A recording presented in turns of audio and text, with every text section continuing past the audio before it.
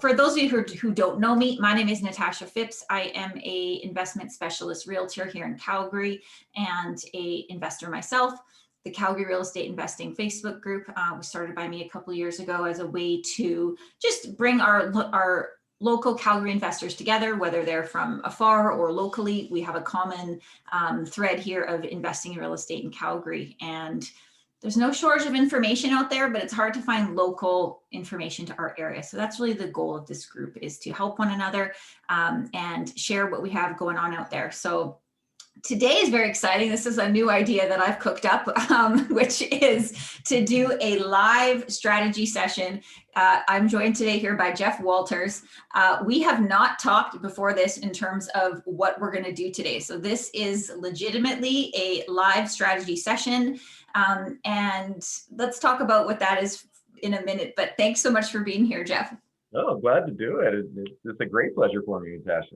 You're very brave for coming into something with no preconceived ideas of what we're going to talk about. So I thank you and applaud you.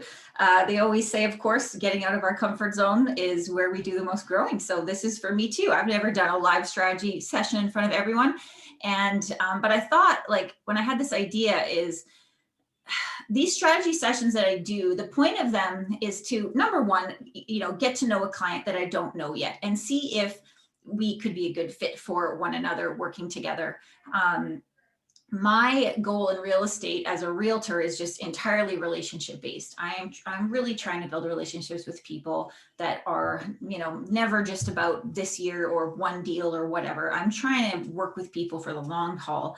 And so a strategy session is where we usually spend, anywhere from 30 minutes to an hour, and we're going to talk about just where we're trying to go, what our real estate goals are, maybe what we've done so far, and kind of where we're looking to go with things. And then usually from there, people have obviously questions for me as to what I do, but then also how can we apply that in Calgary, and is there a good fit for us to maybe work together? So that's what we can expect today. Awesome. Sounds great. Yeah. So why don't you tell us a little bit about yourself? I do know that you aren't, new to investing. You have done a little bit, or a lot actually, in the past in a few different arenas. So why don't you tell us a little bit about your investing history, and then we'll kind of take it from there. Sure. Well, I sort of jokingly refer to my wife and I as experienced rookies. Oh. Because you're right, we did do a bit of this back. So in 1990, we actually flipped a number of houses. We built them new and flipped them. And I grew up in a construction family. My dad was a general contractor his entire life. And so I was really comfortable around construction and then around the processes that are involved. And so we were kind of young and naive, but at the same time, it wasn't very daunting for me. And so it was actually a fantastic experience. Yeah. But as happens, family and corporate life sort of takes over for a while. And so it wasn't until 2015 again, so 25 years later, that we actually started investing again. Yeah. And so it's only been about 6 years, I would say, that we've actually been real estate investors. Yeah. Before that, I would say we were flippers. Got it. Yeah, for sure. So, yeah. And what do you do for your day work? I'm in the vehicle leasing business. Okay, got it. And so we share that kind of common background. Our family business is in construction, and kind of grew up on a job site, and was very hands-on with my dad's business. And I mean, he's still going strong in his business today, but that gives you such a good foundation of knowledge when you're kind of going out there to do something. So that's really exciting. I kind of started the exact same way. Built a property, moved, didn't know I could ever own more than one property or refinance or do anything, but made good money and was kind of happy to do so. So moving into this kind of 2015, what strategies did you get into? Like, are we talking long-term buy and hold from there, or? Yeah. So that's, we made that decision that neither of us through our jobs have a pension plan. And so we just figured that in order for us to have a comfortable life when we retire, this Sure. is probably something that we would have to do. Not have to, I shouldn't say that, but we both wanted to do it. We were Yeah. both fully on board to, to have a number of properties. We even today, I don't know what that number is, but we definitely knew that it was buy and hold that was our strategy. Yeah. And are those in Calgary, Yeah. the properties that you have today? Yeah. Yeah. They're both duplexes in Bennington. In where, sorry? In Bennington. Oh, Beddington. Okay. So side by sides. Yeah. Do they have suites in them? We're in the process right now of putting suites in them. Yeah. Oh, awesome. And how are you finding that? Um, so let's see, two things. So number one, I mean, it's amazing. Obviously, the future of that is going to be really good. Yeah, It's been a real learning experience. for sure. Yeah. Yeah. I mean, the city has its own set of rules. We're legalizing the suites, of course, and so So they were existing suites. there was nothing there. They were Oh, blank. brand. Okay, got it. Yeah. So it's probably ended up costing us a little bit more than we thought it was going to. Yeah. Again, sort of a rookie lesson, I would say. Yeah. But at the same time, I wouldn't trade it for anything. They're going to be amazing. Oh, absolutely. The difference right now in adding a brand new suite and legalizing an existing suite is quite extensive. And it doesn't mean that one's necessarily better than the other. And if you already had these properties, I mean, now you're making a property you already own and improving the highest and best use of it, right? So that's really exciting. So how far away are you from those being done? Well, so the first one, which is the one that we're working on hard right now, the suite should be done. Oh, I would say probably a month or month and a half from now. Okay, awesome. So that's exciting to be able to hit that kind of spring Mhm. market and Yeah. get it rented. Yeah. So for those ones, is the strategy to do a refinance after, or what's the plan there? Well, that's maybe what we'll talk about today, but Awesome. Yeah. that is definitely that was our plan when Yeah. we did them for Oh, sure. awesome. It'll be interesting to talk a little bit through this with you because it has cost us a little bit more. Yeah. Does that refinance still make sense? I'm not totally sure yet. So. For sure. And the refinance step for any property or any deal is kind of always the most nerve-wracking and also the most unpredictable, because now we have to bring in someone from outside of our world or your world, and they're going to give us their opinion of what they say that property is worth. And looking at Calgary, and it's super important that you're involved in that process and are on the ground with that appraiser, but we're in an interesting time where, because the city has kind of just started getting on board with these basement suites in side by sides, there's not a ton of comparables out there for the appraiser to look at and say, oh, here's a nice, legally suited side by side for a nice fourplex, and this is what it's sold for. And so what I'm advising people to do is be there and let the appraiser know what these things cost you, what you all did, because unfortunately we're also dealing with appraisers who necessarily don't know all of what you have gone through to make this happen. I mean, it's a big deal. It's a very big deal, and the building code is quite extensive. So I mean, that would be my kind of tip there. But obviously the BRRRR strategy is a way for you to take that capital that's sitting there and redeploy it into something else, right? Right. What is the kind of overall goal that you guys are trying to achieve? Like, have we kind of gotten tangible about, like, okay, for our retirement, we want to, get another 4 doors or 5 doors or 10 doors or whatever it is for you guys? Have we done that part yet? We have. Okay, Yeah. awesome. So we ultimately, we sort of started with, well, how much income do we think we need on a monthly basis? Good. Yeah. And then, what are we cash flowing in the current properties after we put suites in? What do we think that will be? Yep. And then how many times do we have to multiply that to get to the income that we want? Exactly. So the answer is 14 doors. Okay. And so right now, doors or properties? Doors. Yeah. Doors. Okay. So right now you would have, so you have 2 of these side by sides. So you'll have 8 doors right now. No, You're no, done? so we just have 4 doors right now. So just Okay. the two side by side. Okay. Okay. Got it. Yeah. So we will have the 4 doors once the suites are done. Right. So, and when did you buy these? Just in January 4th, we took Just this year. possession of them. Yeah. Yeah. So when you had bought those, had you considered, or like, obviously the goal here is to make your money go as far as possible. Now, if we can refinance this, property soon, or this, relatively soon, it would be nice to get that capital to work again in something else after that, right? Mm.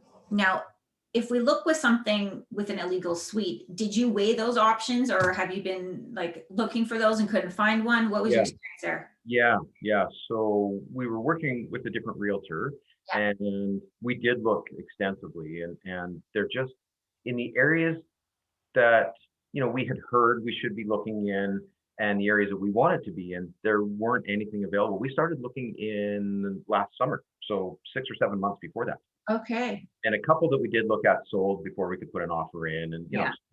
so yeah. So these ones came, they were still off market, Okay. and the price made sense. And do you want to talk about pricing at some point? Sure. Yeah. Absolutely. Yeah. So, so we paid 278,000 per side, Okay. and so we ran the numbers. I have a pretty good cash flow matrix and Right. a spreadsheet that I use, and so we ran the numbers, and the numbers made sense based on the estimate that we had been given from a contractor at that point, Which was what? which was $48,000. Oh, yeah, that's low. Yeah, yeah. Yeah. But lumber was still lower. It was interesting how much the cost of materials increased. Oh And my God. yeah, anyway, that's it. So we're at 67,000 for the basement right now. And even in a good time, I would say that was low, like even 18 months ago, or 2 years ago. So yeah, that's much more in line with what I would have thought, is Yeah. that kind of 60 kind of, 60 to 70,000 range for a legal suite. Okay. And so obviously the goal here is to get this done, get this moving. Now, are we relying on this capital that's tied up in this property to buy the next property, or have we done any sort of mortgage planning beyond this property? We, yes, we have. So we use a local mortgage broker here, and Okay. I'll plug him if you want or don't. But Matter to me, yeah. he's a fellow RAIN member. It's Keith Utah. Oh yeah, he's wonderful. Yeah, He great. has been excellent for us, and Yeah. I highly knows recommend stuff. him to everybody. Yeah, 100%. So he's put us into readvanceable mortgages and credit lines and stuff like that. So yeah, so we have a bigger plan in place. Our issue is that all of our capital will be tied up in these two places. Right. So that refinance is critical. That's right. Or you move to joint venturing as Right. well, right? Okay, so I think, obviously priority one is this refinance. I do want to rewind a little bit, because you said something that was kind of interesting. You had said for the communities or the areas you were looking at based on what you were kind of advised or thinking about. So what were your criteria? What are your criteria, or what you think makes the most sense for what you guys have in mind for parts of the city? Well, it wasn't necessarily by quadrant or anything like that, but Okay. what we had sort of heard was look along major corridors. So things, McLeod Trail or Crowchild Trail, or areas where you've got a decent traffic flow in and out, and also look in areas where there are high rentals already. And so, we looked at some places down south, and I'm trying to think, like Glamorgan and Southwood and Haysboro and down in there, and we looked in in Dalhousie and Varsity and stuff along the northwest as well. Got it. Okay. And really, like I say, it's just that these two came available in Bennington at a price that we thought made sense. Yeah, and when we're looking for the side by sides, you're absolutely right. I mean, they're hard to find. Inventory, I mean, in the last year has been very low, and even in the best of times, they're hard to find. Like even at the best time, because Calgary is not super dense, right? Like we don't have just a whole bunch of fourplexes everywhere. It's like residential real estate after residential real estate is really how our communities are made up. So I absolutely agree that that's a problem. Are you open to like single family real estate with suites as well for Sure. the future? Yeah, Yeah, for sure. exactly. Yeah, absolutely. So and then that opens up so many more doors too. I mean, it's nice to be able to get the four doors in one property, but if you're gonna, have nothing to buy for a couple of years, that's also not serving you either, right? Right. So I think for you, I mean, you obviously know a lot. You've studied a lot. You know your stuff, and you know what you're looking for. In terms of areas, some other things that I like to look at for Calgary specifically is number one, obviously just following the train line. Period is always a good way to go, no matter where that is, whether it's far northeast or deep southwest. Trains always bring things in the future like more density, more commercial development, which is more jobs. So the train line is a really great roadmap to money is what a lot of people use. So the train line is good. Now, the downside of the train line obviously is, I mean, things get changed, budgets get rearranged, but once it's in the City Calgary plan, at least you know where it's going to be located, even though you don't know for certain what date or year that's going to be there. So that's another good thing to look at. Another little tool for Calgary is Calgary has these little centers and they're called Main Streets initiatives. I'm not sure if you're familiar with this. So the City Calgary has, if you go on their website, you look up Main Streets initiatives, they're little pockets of the city. Like a really good example today that is really visible is 17th Avenue East into Forest Lawn. It has been totally like transformed, right? Yeah. They've increased the commercial development. They've made that bus route there through there. And that's one of their Main Streets initiatives. And these are sprinkled through the city that will be kind of popping up. And like you said, looking for areas of growth or population growth.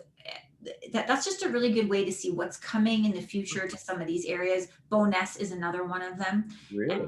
And so I like using those tools to kind of predict the future as much as we can, because for Calgary, we got to get strategic when it comes to location, because we don't have, double digit appreciation every year like some other cities do, but you can be intentional with where and what we're buying based on what's coming to a community. So another good example is the Southwest Ring Road opening. I mean, that whole corridor is going to be a huge hub of commercial development. The Taza development that's going along there, it's called, right? That's a $4.5 billion commercial development. I mean, that means jobs, that means, entertainment, commercial space, retail, shopping, all kinds of things that are going to attract people to that area. So, And can I ask a question? yeah, Does that translate to people wanting to live closer to that? definitely, Okay. especially tenants, because jobs are important, right? Like no matter where we're looking, you always want to consider a little bit at least, where are these people going to work, and who doesn't like to live close to work, Sure. right? But then also for Calgary, we're kind of a funny city where our downtown and our inner city are not what they used to be. Number one, it's not as appealing as other cities, Right. and living in the suburbs is almost more desirable than living in the inner city for a lot of people. So if you can combine living in the suburbs, which gives you a decent tenant who is trying to stay a while, with being close to some sort of employment factors and areas of growth, and transportation improvements, or like the train, or a new hospital being built, like Seton was obviously a great example of that. Often investors don't think of that far out at first. Right. Had you? No. Yeah. And so this is kind of a really good example of where and what we're looking at, because Calgary people, whether it's buyers or tenants, they kind of go through the same life cycle, which is, we're getting our first condo when we're moving out and we're going to live downtown or in a city. We want that trendy area. And then as we, get a dog, okay, well now we need a yard, and then we, get married and all this stuff. And people start spreading out of the downtown. And so for us as investors, it's almost a little predictable to go, okay, where in that kind of life cycle of a person, whether it's retirement or students or wherever, who do I want my customer to be? And that can almost help you determine where you should buy based on who you want your customer to be. And and Calgary is super predictable in this way. Like it's kind of interesting. So I thought I would mention it. No, Yeah. So you can look, for future kind of talking strategy, giving some thought to who you want that tenant to be, right? There's nothing wrong with going super far out to the suburbs to, new construction, or putting a suite into something that's newer for you. So you're not having to buy a really old house. You can kind of get away with both here in Calgary, which is really interesting. Okay. Good. Yeah. Good. Yeah, it's good. And then obviously you're aware of the deadlines incurring this year for secondary suites, right? Yeah. What was your goal for this year? Well, we had hoped, I think it's still achievable. We had hoped that we would be able to refinance certainly one of these two. Yeah. But preferably both. Okay. And then our thought was that we would look for a place with an illegal suite next time for sure. So depending on how much we pull back out on the refinance, would depend on whether we could get one more unit with 2 doors, or 2 more units with 2 doors. It's kind of I know it's not really an answer, but that's sort of a loose strategy, is to get 2 to 4 more this year based on how much we can pull on the refinance. Exactly. Well, and the time crunch is there with these illegal suites. So it'd be great if we could take advantage of that this year. Obviously, if you wait till next year, your money's not going to go as far. Having to do what you're doing right now again. And now that you've been through it though, I mean, I think it's such a good experience to have, because now moving forward, if you plan to get into joint ventures or anything like that experience will serve you super well. So I'm excited for you on that. So it's great that you have the readvanceable mortgage. You're very well set up in terms of your finances, which is usually where people are stuck a little bit. So I don't think you're stuck there. I think you're getting great advice from Keith. I think main point is just getting those suites finished, obviously, and getting that appraisal where we want it to be. And Keith will also be a great resource for that, because he has done plenty of these. He knows what he's doing. And that is the name of the game there, for sure. So what do you feel you need the most help with? I mean, you know quite a bit. You're good at the numbers. And what do you feel is maybe you could use more support in? I feel like we're stuck. Okay. It's kind of hard for me. I'm not sure about Sue, but for me, it's hard for me to see beyond what we're doing right now. Sure. And how I don't see how we could get to 14 doors just using our own capital. Like I understand that we could, continue it on a little bit down the road, but at some point that has to run out as well. Short answer is you can't really. Like most people can't, right? Yeah. I mean, not quickly. I mean, obviously you need to speak to Keith and maximize all your options there. But even this is a really great tool. Like telling people what you're doing and getting them excited to work with you and building those relationships is like, everyone runs out of money. I don't care how much money anyone has. Eventually everyone runs out, or they just won't give you any more mortgages, or you don't want to go into commercial or whatever it is, right? So at some point you kind of butt up against this roadblock where you're stuck. And that's really where getting out of your comfort zone and going into that next layer of real estate investing and talking about joint venture partnerships is really the name of the game. anyone who has a significant number of doors is using JV money. There's really no way Really? to get there. Yes. And I think these groups, these podcasts, these events, and you hear someone talk about, and this is partly why I'm doing these live streams, because I want this to be real for people. And most people who have a significant number of doors, like I would say 90% of them, most of them are using other people's money, and in some way. And I feel like these events and these podcasts can make people feel like that's not the reality, or that you should get there on your own, or it's obtainable. And it can be really discouraging for people because it feels completely unattainable, with your own finances. Right. And the truth of the matter is what you're doing right now and the work that you're going through is going to be super valuable to a joint venture partner who does not want to go through that, right? Like they don't want to necessarily deal with the contractors in the city and the back and forth and all of that stuff and the babysitting of trades and all that. So it'll be such a great candidate to kind of showcase your work and showcase how you manage a site and how you manage a property. And once you have all those numbers, of course, now you have a full case study to show someone else about how you can do this with their money. So I think, it's great, of course, to use our own money and get there. But for this year, even if you're open to it, like I think you should use that experience you have now and start talking about joint venture opportunities with people. And this is a great platform. So anyone reach out to Jeff for a chat. But there's plenty of people who don't want to do this part of it, or they're scared, or they want to do it with someone there. So they'd love to leverage your experience there for sure. It's interesting. You said something that's interesting. Up until just right when you said that, I didn't really consider ourselves to be real estate investors. I mean, I understand that we've invested in real estate, but yes. But I guess I just sort of thought, well, we bought these duplexes and we'll have renters and we'll have a little bit of extra income right now, and then we'll see what happens after that. But that's right. Kind of the way you're talking makes me think that I need to be more strategic about it, and if I want to get to where we want to get to, then I do need a better strategy in place and more help, obviously.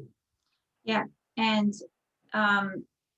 it's really easy to get to the point for a lot of people too of two things. One, okay, I want to invest in real estate, and then they get scared. And so even the point that you've got to is incredible. Like you should be giving yourself the props that you deserve for that, because it is hard to get to where you're at. This is not easy. And a lot of people can't get past that part.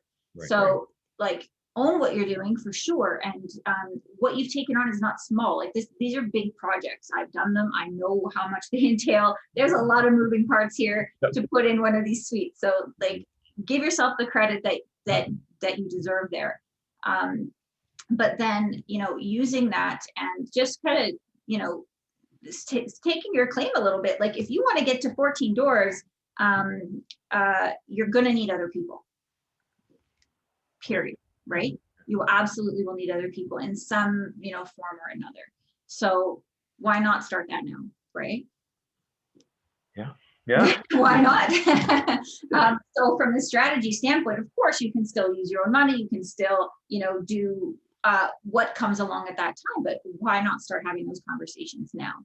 And so I think the experience you gained here is going to be your smoking gun here to show other people that are maybe interested in this, but too scared to do it on their own, or period, point blank. They're like, you know what? I like what you did here, Jeff. I like your case study. Let's do another one. But I don't want to do anything. Right. And people will absolutely invest that way. The name of that game is finding those people and building those relationships and, waving that flag of what you're doing, and don't be afraid to tell people or, share it with people. Are you private that way, or do you share it? Well, it does make me a little nervous as you're saying that I put myself out there a little bit more. Sure. It's super scary. I mean, the fact that you showed up here today, we're like, it shows that you're not too scared. But it's different when you're going outside of our, little group here, right? Yeah. Because now you're possibly talking to people that are not familiar with why they should consider real estate, or have only heard, bad news Yeah. about real estate, or are the naysayers or whatever. And the truth is, you will come across those people for sure, but it's kind of like, just get through the no's till you get to the yes, right? Another no means you're closer to a yes. And if they get it, they're going to get it. And these communities are a great way, of course, to meet people. I mean, it's never been easier than it is right now to meet other investors from anywhere across the whole country. Well, just the information that I've gained, by being part of the group, and just, the information that is shared back and forth just is amazing to me. Yeah, you're right. The information is there if you look for it. Totally. The information and the relationships are there. And with how comfortable everyone is now online, I mean, you could find investors from anywhere, right? The other thing I kind of want to put in your head a little bit, because you're here in Calgary and may want to raise money, looking out of province or out of town is a really great thing to do as well for raising money. Because the deals that, like this deal right here, what did you say? 278 per side of a duplex. If you go to, some investors in Ontario and tell them those numbers, they will literally fall off their chair and go, where do I sign? Right? Like that is unheard of in some of these markets. And so we are at such an advantage here in some ways in Alberta, even though, okay, we got to talk around the issues we do have in Alberta. That being said, Calgary is not just going to disappear. We're not going to fall off the face of the earth and disappear. Would it be great, if we got the Keystone Pipeline? Sure. Would it be great if the price of oil was $100 a barrel? Sure. But even all that aside, we're still a growing city, and we're still, we're the highest paid city in the country, and we're very well educated, and we're a young population. So we're a growing city. End of story. And so as long as we're investing in the right areas, like we talked about earlier, and going into these areas of growth and providing the right type of product to the market, like you're doing with your suites, like you're being a part of the solution as well to what the city of Calgary needs in terms of density and rental products. So I think if you can combine that and maybe start thinking about, and maybe you're already doing this, is networking at some of these events with out of province investors. Have you thought of that? No. And I think there's a huge opportunity right now for so many people to be doing this. And then it's so easy to when your working partner's not here and you're on the ground and it's so easy to show your value proposition. A lot of people struggle with that in JV deals of like, what am I worth in this deal, right? And if you're bringing the deal and you're doing all the work and that is worth 50% of that deal for sure. If not, I've seen more. And so if you can bring someone a deal for, these kind of numbers and show them positive cash flow and show them, what they could actually get into, it can mean the difference from someone investing not at all or investing in something in Alberta and having a great partner on the ground to take care of all the stuff that they're afraid of or don't want to deal with. So those numbers are not seen there. Yeah, that's crazy, isn't it? It is. That market. Well, I know we're very lucky we have an affordable market. Yes, exactly. And like you say, relatively high incomes as well. Yeah. And, positive cash flow is not it's something to be sought out for sure. And when people tell me nothing cash flows in Calgary, I show them right away that that's not the truth. We're very fortunate here how much cash flow you can squeeze out of a property here. And that alone is enough to at least get an investor's attention and to look at the numbers. Our initial numbers on these duplexes, before we refinance, we're almost $900 in cash flow. Wow. So, there's absolutely, that's not true that there's no cash flow properties here. That's right. Yeah, exactly. So, Yeah, exactly. Just looking in the wrong things, the wrong property types or asset types in the wrong area. Yeah, like it's going to be hard to make a condo in downtown Castle right now. That's for sure. 100%. right, right, Townhouses or something that have no secondary income or are hard to cash flow when you got condo fees and that kind of thing. right. But the type of real estate we're talking about, which makes sense here, and also I like to point out has always made sense in the worst times, the best times, like Calgary's like this, right? No matter when we're at the top or the bottom, the if you have a secondary suite property, I've really never looked at numbers. I've been looking at numbers on these for, well, almost 18 years now. I think I was when I looked at the first one. The numbers have always made sense. So that alone gives some security. Right, right. Right. Because there's a lot of fear around that too. Yeah. So yeah, that's definitely something to consider. Use this as your case study. Use this as your like resume to get you to that 14 doors and let people know like how you did, like tell your story. I did pop on your Facebook, I think quickly, and you had posted something about doing some work in one of your properties or something like that. Yeah. Like people want to see that stuff. Yeah, I'm not really good at that. The social media Yeah. side is certainly not a strength of mine, but again, through this conversation, I'm realizing that Yeah. in order to get to where I want to get to, I do need to do more of that sort of stuff. Yeah. Well, I invite you to give us progress updates, at least within this group. Okay. Okay. Okay. Because Absolutely. I want to see what people are doing. I want to see what you're out doing. And I think it's so beneficial for everyone. It helps connect people together and have conversations.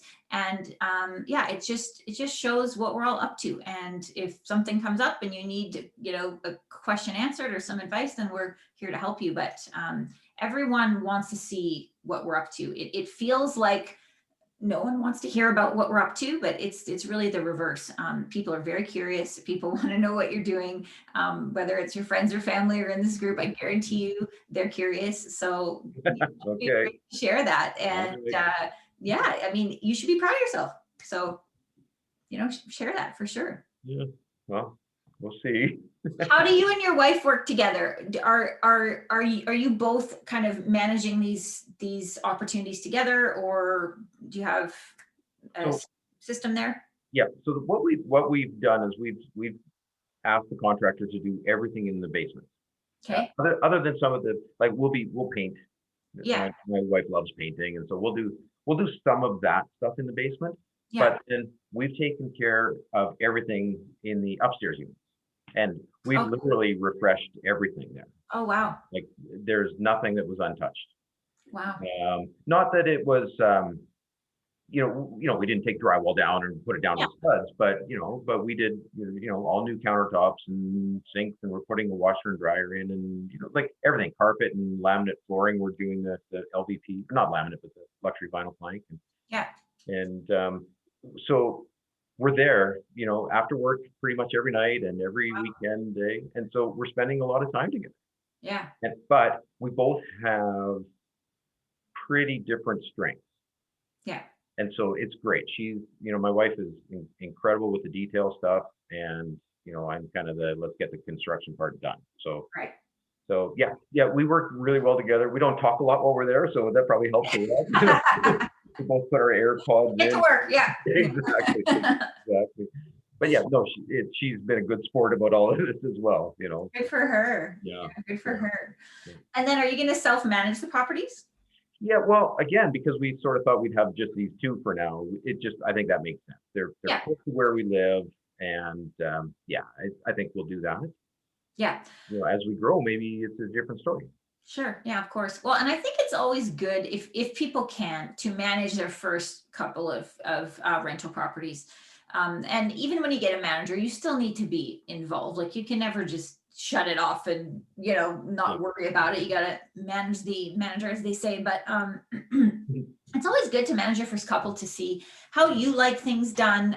You will learn a lot as well in terms of everything from documentation to advertising and everything like that and in between. And it's such a good learning lesson by learning by doing, right? Like that's when Right. we learn the best is by doing. So I think that's a great plan to manage the first couple on your own, get going with it. And then of course, as you grow, you can bring Yeah. in help as needed. Right.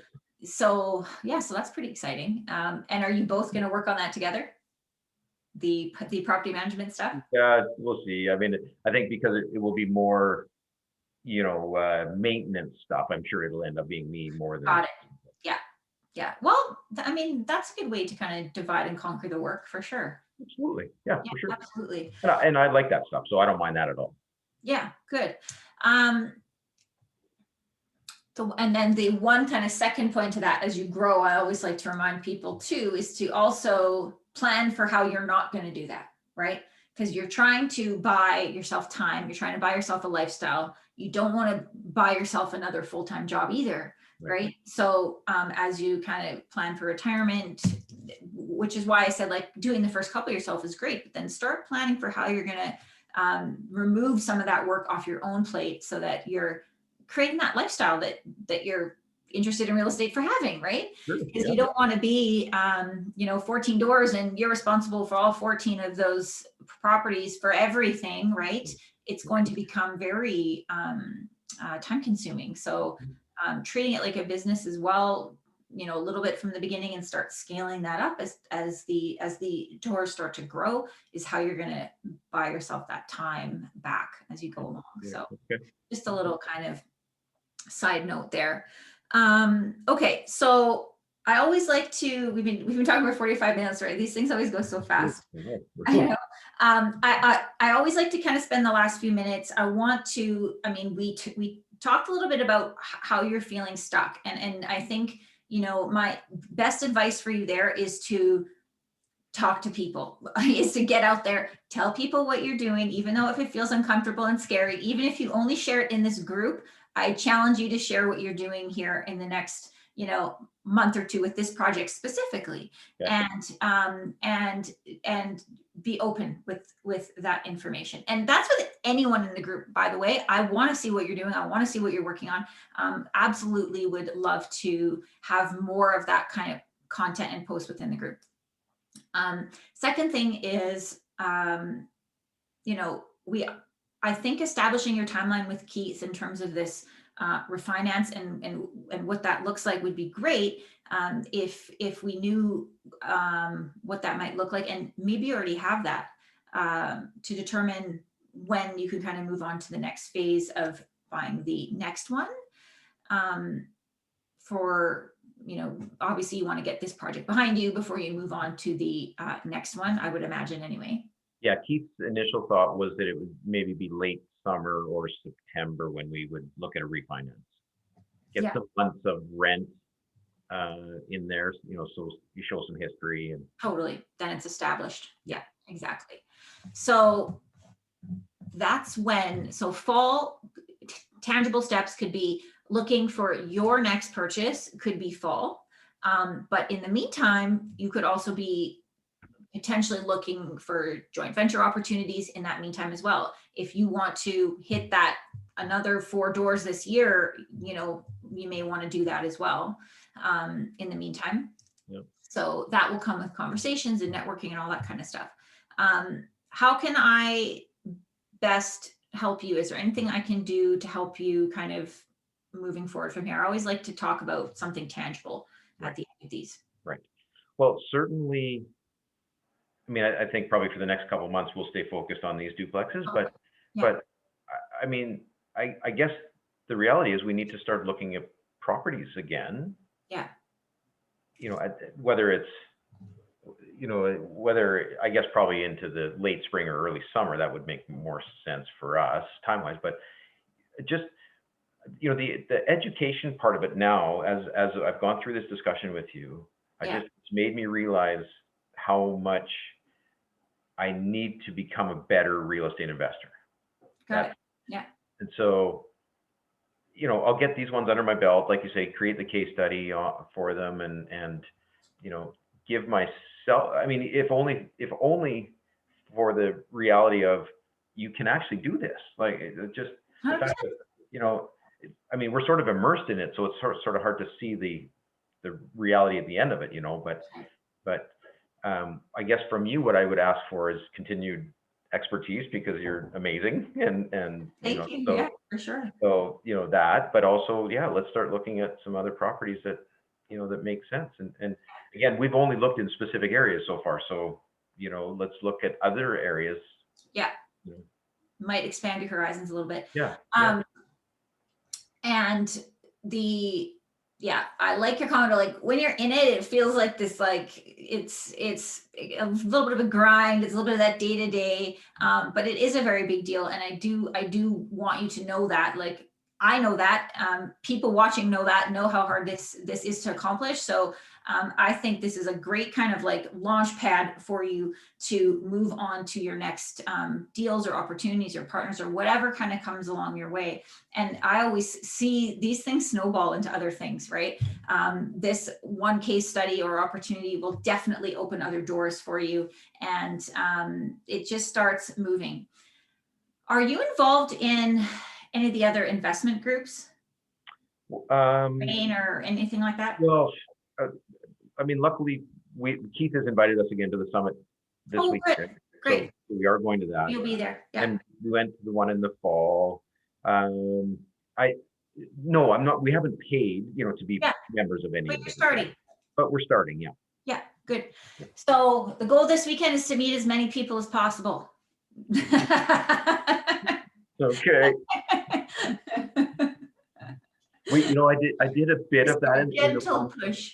Yeah, yeah. Okay, challenge accepted. Okay. Good, good. And I mean, yeah, try to find those people from outer province as well, for sure. So, I know this isn't on topic necessarily, but are Yeah, those type of people at the Rain Summit, who would be looking to potentially absolutely. invest in Alberta or with me or whatever? Absolutely. And you don't want to be salesy and out there like trying to get a deal. But what these events are great for is like kind of how I started this is building relationships, right? Like I raise joint venture money, but you never see me posting on Facebook. I'm looking for $100,000 for this, that, the other thing. I don't do that because a joint venture isn't just about that transaction. Like you're basically like getting married to these people for several years. Like you want to form a relationship, and it doesn't need to be hurry up and panic and buy something next week.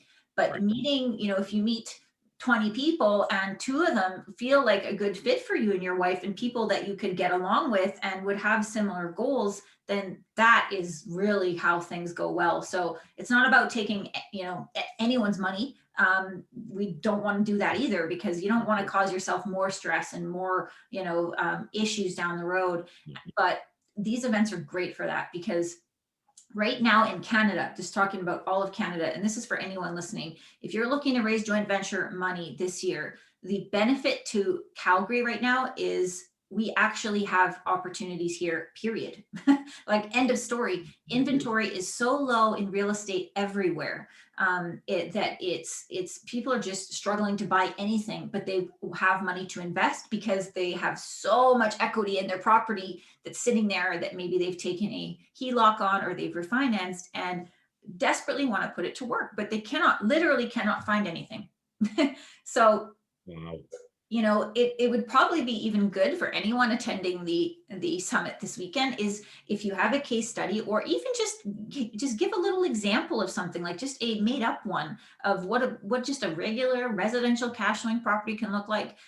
If I even can give you an example just even on our new construction stuff, like the numbers that they will see even being super conservative are nothing that they can find in their backyard. So it's a great way to build a little short list of people that you like and that you feel good about that could maybe be beneficial down the road, and just build that foundation. Ask them at some point that feels comfortable if they're open to looking at any joint venture opportunities in the future. And if they say yes, then great. And if you have got a list of 1 or 5 people that say yes and you feel good about, like unreal, that is time well spent. Yeah, sure. For sure.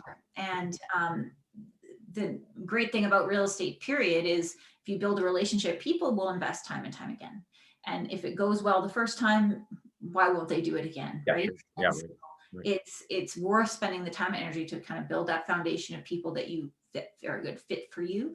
And you seem like someone who, from what you've said, like, you know your numbers, you know what you're kind of looking at, you have your analysis down, and that is sometimes a struggle for those people at first. So I think that's going to help you a lot to just answer those, basic initial questions. Is you don't need to get detailed, you don't need to get crazy, just have kind of some high level information. So absolutely, this event, I've seen deals done right at these events before in the room, back when there was live events, right? And I'm sure they're happening now. I just don't physically see them. Yeah, that's right. Yeah, but I'm actually thinking too, at this group, we should do like a JV, like, I don't know, pitch evening or something, Yep. where we each get our 5 minutes or something just to practice, Yep. because yeah, it's a big part of it. And the only way to get, usually for most people to get to that number of properties is this way. So Okay. that's my kind of homework for you. Yeah. Okay. I will. Absolutely. Okay, awesome. Okay, so yeah, we're gonna, plan to maybe go through this refinance, look for something in upcoming spring and summer. If you like, I can start sending you stuff now. The only other thing we didn't talk about actually is I do get off-market opportunities too, that if I know specifically a little better about what we're looking for, then I kind of can keep a short list of people that I know are, wanting to buy this year. They're are okay to do this level of work, whatever that is. And this one could be a good fit. So I will kind of make some notes after our call here about what we talked about. And I mean, the scope of renovation you're doing now tells me you're open to pretty well anything. So I'll mark that down, which is but it can also be overwhelming though, because you're like, I'm open to anything too. So it's, right. it can be like, okay, well, what do we want to do? But I liked what we covered about different areas we're going to consider in the future, different parts of the city. I think we want to be open to that and stick to secondary suites, whether it's a conversion or, a new one. Yep. And just focus on building those cash flowing properties and growing the network. Yeah. That's all. That's it. That's it. Well, the network, I think for me, that was my big thing is start building what we're doing and start networking a little bit more.